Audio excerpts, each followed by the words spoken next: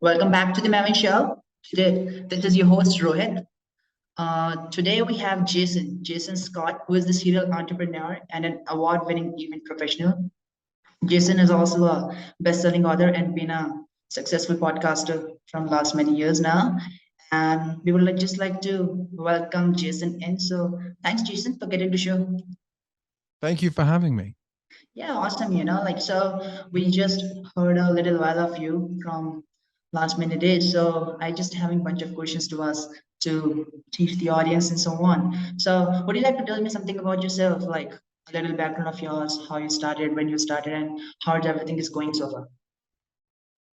Sure. So I'm not sure in which niche you're referring. When did I start business? I was 5 years old. I sold tickets to a circus.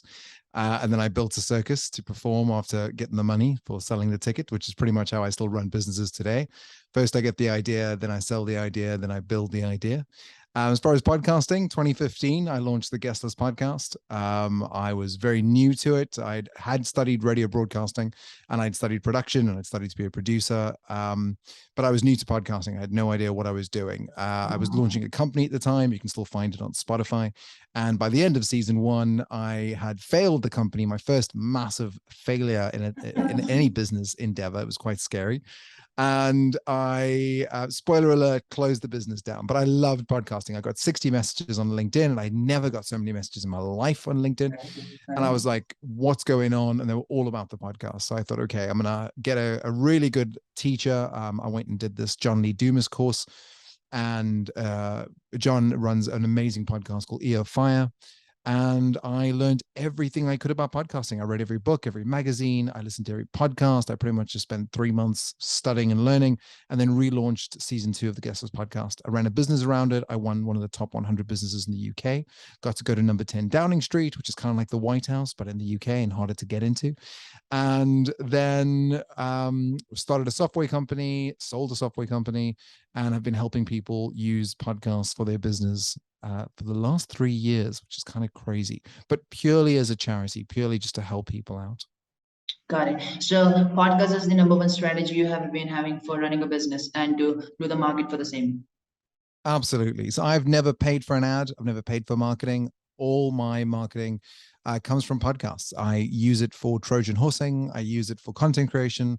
I use it to get in front of people. I use it for long form content. I use it to get people to know, like, and trust me, which are the 3 factors needed to buy from someone. And I use it to repurpose a multitude of different ways. But most of the ways that I use it is in the fact that I can link back to something I've said on a podcast. So if someone says to me, oh, you're brand new to this, I can say, oh, you can find a podcast with me in 2015. Or why do you push books? And I'm like, well, I wrote my first book in 2016. And, and there's a podcast about selling 55,000 copies of my first book without anything but a podcast. So I think that makes a massive difference, that kind of show and tell. And that's what podcasting does. Got it. And would you like to tell something like how did you get started with your entrepreneurship journey and what are your recent successes, Good question. So yeah, 5 years old. The circus came to my town. I found out that we were dirt poor. We couldn't afford to go to a circus. And I thought, why can't we go to a circus? And they were like, we don't have the money. And no one near where we live has money. So the circus won't come to our town. And I went door to door. I'd seen the church do it, and they'd say, pay what you can afford. And my grandparents would always give money to nuns and different people at the door. So I went and knocked on the door and said, do you want to go to the circus? Pay what you can afford. And people gave me money. And then I went and I bought a whole bunch of sweets and I piled them up and I ate them as fast as I could so no one could get their money back. And my grandmother said, where'd you get all this money from? And I said, oh, all the people in the block where we live, they've all given me money for the circus. And she said, well, how are you going to put on a circus? And I went, what do you mean? I'm not going to put on a circus. And she went, no. Number 1, you sell the idea. Number 2, you execute on the idea. And I put on a circus. I got the kids to play elephants and clowns, and we did stuff. And the parents all came and watched their kids, and it ended up as a fun day. And we did little sandwiches and juice. But that started me off. From then, I did a company called OPM, Other People's Money, where I did printed promotional t-shirts. I see you wearing a printed promotional t-shirt right now. For those people listening, go to YouTube, get to see me wearing a t-shirt with a printed promotional on it. For those that want to start out in business, there is no better business to learn than printed promotional clothing. You buy a t-shirt for £1, you put a print on for 50p, and you sell it for £10. You make £8.50. You get the money up front, so you got nothing to lose. You just need a business card and a website. And at the time, I didn't even have a website. I just had a business card. I got a massive company, much like Tesco's in the UK, but in South Africa, where I'm from, it's called ShopRite Checkers. And I got these red t-shirts with yellow smiley faces and 190,000 of them. And I was a millionaire in days. I didn't read the small print, however, which meant you only got paid 190 days after delivery, not after order. It took 30 days to make that many t-shirts. So I was getting paid 210 days late. And I didn't have the money to keep my business running with that because I'm from poverty. So I loaned money from a loan shark. Back then, again, I didn't know where you got money from. I didn't understand investments and venture capitalists and banks and loans. And then I pretty much got sold out of my own business. My second business was a swimming school in Southeast Asia called Bangkok Swimming School. We taught 110 kids a day how to swim. And then I sold that business and I pretty much retired for a short period of time before moving to the UK, taking on a job in gym membership because I loved it. And I wanted to learn how to sell. And gym membership is just lots of sales all the time, every single day, 10, 20, 30 sales. We ended up selling the biggest pre-sale in the history, I was told at the time, our Homes Place. And that gym ended up selling to Virgin Active, where I stayed on as a consultant. And then a friend of mine got into events and said, you would do incredibly well in events. You should just come to events, sell events. I think you could do well. So I went and I worked for an event company and a VC firm where we bought buildings and we turned them into clubs and restaurants and night and event spaces. And I did that for 2 years. And then I started my own company and my own space called the Penthouse, number 1 Leicester Square. It was already owned by someone else, but I got to come in and work with them, which was amazing. And then build my company on the back of that called Corporate Event Management. And then I did that for about 5 years. I launched beauty pageants from that. I launched different types of events. We specialized in premieres, Batman, Avatar, Sex and the City, Iron Man. We did the first Iron Man for Marvel. And that was incredible. And I loved it. But I got sick and I got told I couldn't stay in the events world. It was too stressful. So I started a podcast about changing careers. And that's how I got into podcasting. And since then, in fairness, I built a podcast, sold a podcast, which was mad. My headline sponsor said, I want to buy the whole show. Started another podcast, got another headline sponsor. He bought that show. So that was incredible. We used that to run a seed round for a tech firm, raised 2.1 million US dollars, which again, I look back now and I just think it's absolutely mental. And then started getting asked to do talks and write books about what I had done and pretty much stopped everything to do that for the last 3 years. And then started a company called a podcast company just to help others start podcasts because it's the easiest, it's the freest, it's the only opportunity you have to win. YouTube has, I think it's 22 algorithmic factors which you can win. It's very difficult to win. You can only control 3, right? Smash that subscriber button, which if you're watching right now, smash that subscriber button, click that notification so you don't miss a single video coming up, and make sure to comment. Well, that's the only 3 things you can control. If the Americans aren't watching, YouTube will take points off you. If you're not getting a certain amount of viewership, in other words, over 5 minutes, YouTube will take off points from you. So they're not pushing you to a promotion audience. Instagram has 11 algorithmic factors. So that's mad. TikTok, I went to breakfast with them. They won't even tell you what their algorithmic factors are. They use something called response reward programming, which they just drop reward on you, suddenly make you viral, which suddenly makes you want to do more of it. But then they don't do that. They don't tell you how to do that. Podcast, there's only 3. There's literally 3.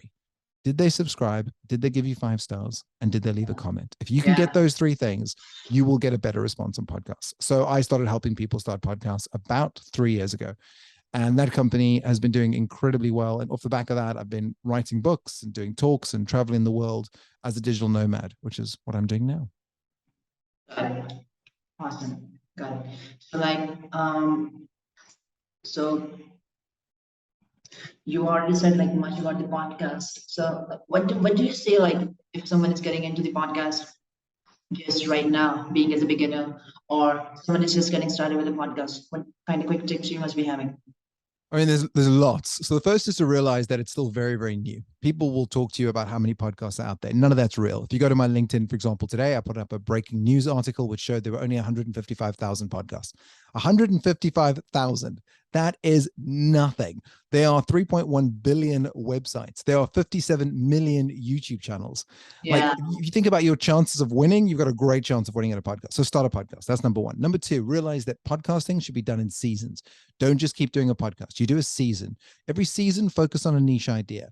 Maybe one season's about building companies. The next season's about marketing companies. The next season's about scaling companies. The next season, by doing that, you become an expert in that space. You can leverage your guests. You can become a social expert. You can create entire monetization strands. I found over 28 ways to monetize a podcast. I found over 21 ways to promote a podcast. I mean, I'm still finding ways, which is unbelievable, because I thought I would have, by now, I would have exhausted every single way there is to make money from a podcast. That is not true. It just keeps coming up. And that's something people don't think about. And then think about what does success look season by season. So if you say, okay, in season one, I need people to know that I exist. That's my whole thing. I don't want anything else to come out of 10 episodes, which is what makes up a season, plus a trailer. A trailer should be 30 seconds to 1 minute 30. And all I want is people to know who I am, right? So I'm going to aim at doing better than 50% of all podcasts. I'm going to find out what the number is of better than 50% of all podcasts. I'm going to get that number, and that's all I'm focusing on for my downloads. Boom. Season one, you hit your metric. Great. I'm going to do season two. This time, I need those people that listen to my show to love me. I want them to comment. I want them to go to my LinkedIn. I want them to subscribe to my newsletter. That's power, right? Because that's a fan. A listener is anyone that listens, but a fan will move across the road to see you. A fan will go anywhere in the world to watch you in a concert, to see you in an event, to shake your hand, to sign your book. They will wear your t-shirt like you're doing and I'm doing. We're both wearing printed t-shirts. Like, we're fans of that brand. Yeah. So that's a fan. They will pay to be a fan. You only need 1,000 fans to make a six-figure salary from a podcast, and people don't realize that. That means they only have to spend 100 quid. That's it in their entire year with you. So 10 quid a month. That's why I sell 10 quid books, and you will earn a six-figure salary. And people don't realize that. That opportunity is gigantic. In fact, as I said, go to my LinkedIn. It's Jason Allen Scott. There's only one of me, so it's very easy to find. I've just put up the numbers. You can't believe how small the podcasting space actually is of people that download one episode a week. And if you're going to download one episode, which you should, do it on a Wednesday. So Monday, you promote who's coming on the show. Tuesday, you promote what you're going to be talking about. Wednesday, you go live. Thursday, you go, hey, this is what you missed. These are the best parts of the show. Jason talked about starting a circus at 5. He mentioned how we both wore printed promotional t-shirts. Go and listen right now to find out. And on Friday, you go, here are some of the reviews from the show. Someone said excellent. Someone said great. Suddenly we had more numbers. And then if you're thinking you'd like to be on the show, please contact me. That's your whole Friday. That's all you're doing. And then you start again the following week. And then from each one of these shows, you break it up into 3 audiograms, 2 quote cards, 1 blog, 1 mini blog. You put the mini blog on the front of your LinkedIn. You do the macro blog, the full blog, and you send that out as a newsletter, because LinkedIn goes straight into the inbox. It doesn't go to spam, unlike a typical blog. And that is powerful, because with that, you've got long-term format. You've got long content. You've got indoctrination over time. And that's powerful, especially in business, when you're fighting for people's eyes and fighting for people's attention. Got it. Pretty good. Got it. So would you you've been into entrepreneurship business since the age of 5, selling tickets out for the circus, getting into business, getting into events, so on and so forth. So, but do you think what will be your future investment plans? Or what are your future investment plans and so on, and in which industries you are thinking to about it? Are you also thinking to get into Web3 as well, or not? Yeah, so I have another podcast called Not Another Crypto Show, which, funny enough, I sold. Back then it was called Not Another Crypto Podcast. And that became a tech company, and it became a fintech company in Web3. Because of that, the FCC said we weren't allowed to have a podcast because we were shilling our own product. So that shut down. And then recently I was allowed to relaunch it. So I relaunched it about 6 weeks ago, called Not Another Crypto Show. And it's all about Web3. It's all about who's behind it, who are doing what is happening, what are the opportunities. And for me, what I'm going to be focusing on going forward is what helps people the most. Right now, there is this incredible moment in history. You've got, the silent resignations. You've got the Great Reset, people quitting their jobs and moving out of towns and cities to go live on islands and beaches. You've got the older generation, the boomers, finally leaving their companies, closing their companies down, have no idea what to do next. So there's this other tsunami heading forward towards. Then you've got automation and opportunities with Web3 and AI and augmented reality. And you've got virtual events. So you don't have to fly across the world anymore to see your favorite people. You can meet them in the metaverse. And all these opportunities are all coming together. So that's what I'm focused on. I'm focused on a series of events in 2023 where we blend these things together. We provide people with opportunities to go to these events, to find out more, to learn how you fit in. Because right now it's very similar to what it was in 1998 when the internet was coming out. There was never more opportunities. And so many of us look back now and go, why didn't we jump in that pool while it was growing? Now it's too late. Well, let me tell you, podcasting, not too late. Starting into Web3, not too late. There's real magnificent opportunities. And unlike Web 1 or Web 2, in fact, very similar to Web 1, if we actually look at exact history, Web 3 is about sharing. It's about communities, just like it was in Web 1. They're sharing how they did it. They're putting out their white paper with every single step. They're sharing their roadmap. They're building in public. These are incredible moments. I mean, I have a Twitter, and I suggest everyone who's listening to this and watching this currently on YouTube, open a Twitter account just to learn things. Give it a name and just go on there and follow a couple of people and just learn and ask questions. You won't look dumb. It's not even your real name or your real face on the Twitter, but you get to really envelop yourself into a community. And everyone's talking about the great thing about, being a vegan or being in crypto or being in Web3 is you can't stop talking about it. You want to tell everyone that you are in the space and this is what's going on, and it's the merge, and it's this, and this one's Dequan is now out for arrest, and Celsius went down, and this has been destaked. And so it's exciting, and it's just a new language you have to learn, and then you get to experience such a wonderful community. Got it. Pretty good. So like what do you want to say, like, just for all the people, like how to run a successful podcast, start from beginning to end? Okay. How do you run this podcast? You realize that there is a formula, that if you take enough time and listen to the top 10 podcasts of every single niche, and there's only 17 niches, so it's not even a lot of niches. It's not like going into a library and trying to find different categories for books. There's an exact formula. It follows a formula of Friends, the TV show. So if you've ever watched Friends is the perfect formula for a podcast. It starts off with what you're going to get, right? A comedy skit. They fall into each other. They set up what you're about to get. You immediately laugh. So you're in a mood. Wow, I actually quite like that. And then guess what happens? Music starts, and the music primes you for what you're about to get into, and you hear the clap. And you're like, oh my God, it's Friends. And you get a bit excited and you get to see the characters, right? So when you do a podcast, you have to have someone who says, our host today is Jason and Scott, and Jason's going to be talking to Rohit, and Rohit's going to be all about the following things. Make sure to stay tuned. It's only 27 minutes long. And at the end, hit subscribe and don't forget to review. Now, that's told me a whole bunch of things. It told me who you are, why I should care, how long I have to sit and listen to you, or walk and listen to you, or use a gym and listen to you, or drive and listen to you, which are the three biggest ways people listen to a podcast. Then we come straight in. The next big thing is audio. Your audio has to be clear. If someone's judging you just on what they hear, their hearing has to be great. The problem sometimes with filming YouTube when we do these podcasts is people focus so much on, they're looking at themselves, they're checking themselves out. Is the camera moving? Is there breaks of things? Is my hands enough? They're not focusing on people who are just listening and missing out on certain opportunities. The next thing you got to think about is that there is a magic number to podcasts. The average commute time in America is 27 minutes. Your podcast should be nothing longer than 27 minutes. 15 to 27 has the highest conversion rates. Next, if you're going to do a podcast, don't start a podcast out of nothing. Think about it. How often do you just go onto Netflix or Amazon Prime and press play? You normally watch a trailer first. So build a trailer for your show. On that trailer, it should be 1 minute to 1 minute, 30 seconds. Tell them who you are, who you serve, why they should listen, who's coming up, and how long it's going to be and what day it's delivered. That's it. That's all it needs to be. So it's quick and it's sharp. It's a simple format that if you listen to every trailer, they all have it. Have a trailer at the start of every season. We've talked about this before. Do seasons.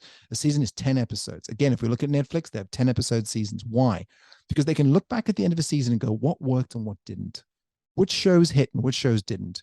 Is a monologue show really good where I just talk to the mic and the audience listens and I create beautiful, wonderful moments like this where you're just me and you and it's ASMR? Or is it better that you and I are talking and different voices and different audio and laughing and talking back and I can look at the data and I can see that. I can see what downloads are better. Also, as you get guests, send them an email like you did, telling me that when my show is and what I need to know and what the show's about. That makes me feel confident if I'm new to podcasting or if I'm scared of a microphone. Next, get a microphone and a headset.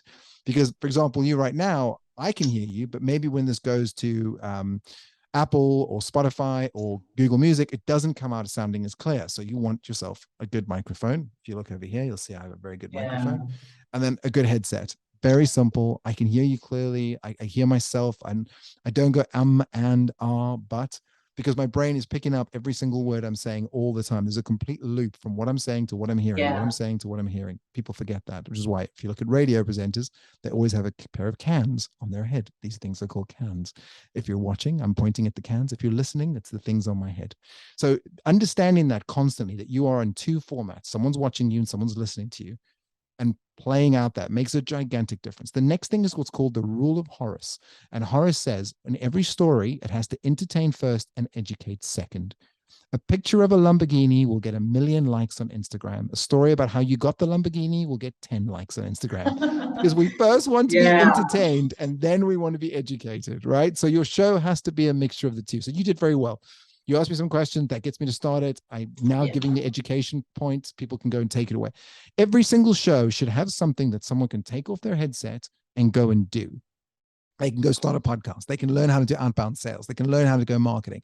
They can learn how to make a title for a click, for a blog, or what an SEO is. They need to learn something. Why? A couple of reasons. One, because they add value to you the moment you've taught them how to do something. Two, they suddenly bump into Jeanette on the train, or Karen, and they say, Karen, oh my God, I just learned that if you put boiling water and salt onto a shirt, it'll take out blood stains. And they're like, where did you learn that? And they go, on this podcast.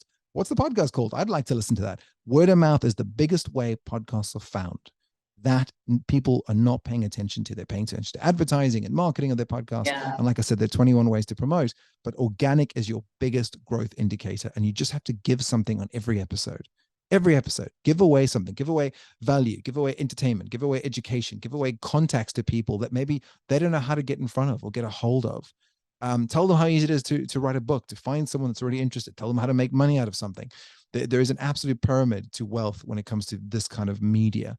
And realize that the eyes are the most competitive space that we currently have. You're looking at me, you're looking at your phone, you're looking at someone walking past, the room's moving around, the eyes are darting, they're looking for predators.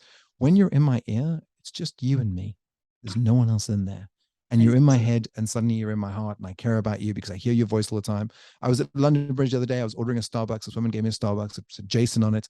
And I was like, do I have to pay? And she went, no, it's free. And I went, why is it free? And she went, oh, I listen to your show every Wednesday. How cool is that? Like she just thought I was a friend. She was buying a coffee for a friend. And I don't know if I'm a bar or so, but she was like, oh yeah, because of you, I invested in XRP and it shot up and I took my money out before it dropped back down again. And I was like, oh, that's grand. Thanks. So that's another powerful thing about this medium. And realize that consistency is the next big power move. The longer you can do it, the more chance of success you will have. Like anything, if you can push away that deadline a little bit further, a little bit further, a little bit further, you have a better chance of being successful. Consistency is massive in this space. Got it. You also recommended like in the podcast we should be having seasons, and you recommended like in each season we should be having probably like 10 episodes. Why you are not tracking like can we be having more than 10 episodes, somewhere like 50 or 100 in seasons or so, or not? No. So if you think about the two biggest media companies in the world, it's HBO and Netflix, even though people don't realize this. So HBO says, I have all this money and I have an idea. I'm going to do a show with Rohit and Jason and Scott, and I believe in them as educators and entertainers. And I've got all this money. So here's what we're going to do. We're going to do 22 episodes. We're going to do a full arc. It's called a hero's journey. It's going to start off with who they are, then what they struggle with, then their intrinsic problems, then their extrinsic problems. And for those who don't know what intrinsic is like, what's my emotional problems, and extrinsic is what the world is forcing me down. It says, you live too far away to make a difference. You're too young. You're too this, you're gender bias, your age bias, like all these things. That's extrinsic, right? And it's building this big thing. And at the end of 22 episodes, HBO looks at it and goes, oh, it didn't work. We will never use them again. And that show is canceled. Netflix says, we've also got all this money, but I don't know if the show is bad or if Jason's bad or if Rohit's bad or if the idea is bad. So let's just do 10 episodes and then look at the data. The data is our king. So we know that this show actually worked really well, but it didn't work on every episode. Episodes that were monologue didn't work. Episodes that focused purely on metrics didn't work. Episodes where they weren't laughing enough didn't work. There was no background. So let's do another season and let's change it. let's focus only on the episodes that did really well. So what are those? Those are episodes with guests. Okay, so let's just do one season with just guests, 10 episodes. Also, in this time, let's add background music. Let's see if that works as an idea. Okay, that worked really well. Okay, what else can we add in the next season? So every season you're trying something and you've got 10 episodes to try it and get a result. You also want FOMO. You want someone to know that it has a beginning, a middle, and an end. And if they miss out, they miss out. Not that you're always on, because then I've got nothing to lose. If I miss you, I'll just get you next time. I'll get you next time. But if you explain in this season, so let's use the Guestless podcast.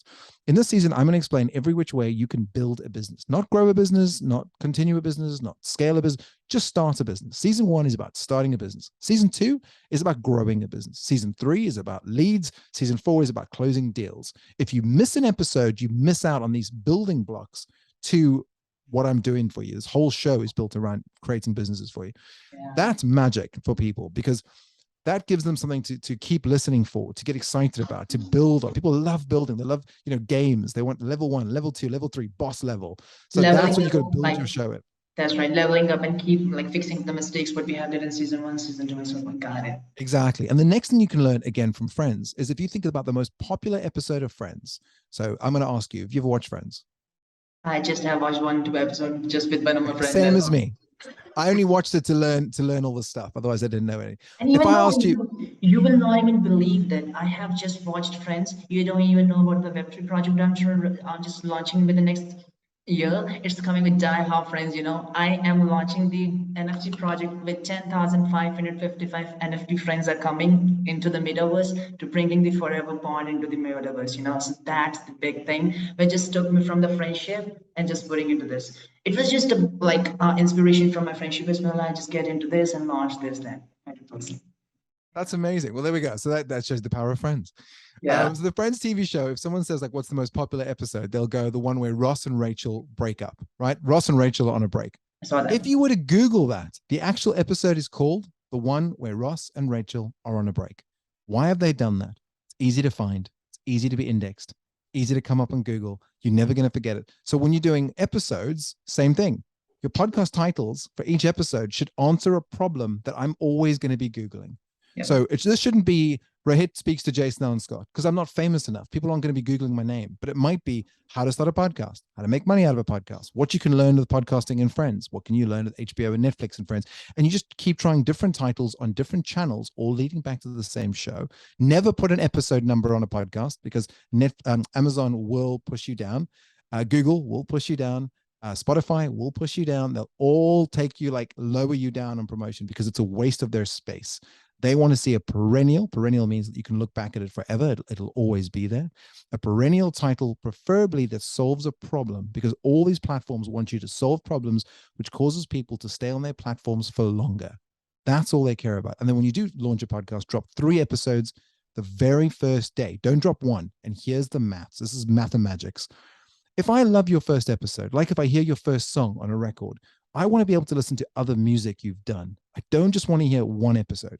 So I hear your first song, your trailer. I love it. I can't wait to hear episode 1. Now, what do you get? You get 2 downloads, not 1. Yeah. So Apple goes, oh my God, he just doubled his downloads on his first podcast. Well done. You must be brilliant. Suddenly Apple pays attention. You keep doing that. You double your numbers. You've got 8 weeks on Apple to double, and they will promote you for free on everyone else's show. And that, again, is so powerful. TikTok does not promote me on Facebook. Facebook doesn't promote me on, LinkedIn. They're separate. Apple will promote you if you can show a double growth on. You can also start a phone tree, really old school. On day 1, you tell 2 friends listen to your podcast. On day 2, you tell 4 friends listen to your podcast. On day 3, you tell 8 friends listen to your podcast. Just have 50 people ready to go. Send them a link, tell them to listen. And again, you'll get massive promotion. You get massive numbers. Apple will be blown away. They'll start promoting you for free on other people's shows. Got it. I think it was pretty much amazing. Oh, good. That's all. It was pretty much amazing. That's all, Jason. I guess it's pretty much like guys are done. Thanks for being on the show, sharing these bunch of insights. I think this will be 100% useful to the audience, and it was amazing to get started with this successful podcast. Fantastic. Well, listen, good luck with the podcast. I love that you're doing it. It's fantastic. Promote it, stick it on your website, stick it on your email. I didn't see it on your email. Get it out there. Tell people about it. Make sure your titles are right. Put a bit of a music in the beginning, put a bit of music in the end. Only have one call to action per season. So your first season, your only call to action should be subscribe, leave a comment, give me 5 stars. They can't give you 4 stars, 3 stars, 2 stars, or even 1 star because Apple will, again, downgrade you. Have to give you 5 stars and be like, I'll earn the 5 stars. Just give me 5 stars. And as far as YouTube, if you're watching this on YouTube, then definitely give this gentleman a notification bell, smash the subscribe and leave a comment, even if it's 1 word, even if it's a letter, because YouTube will again help him out if he gets these 3 things right. Got it. Pretty amazing. Pretty amazing. That's all. All righty. Thank you so much for having me and have a wonderful time wherever you are. Thanks, Jason.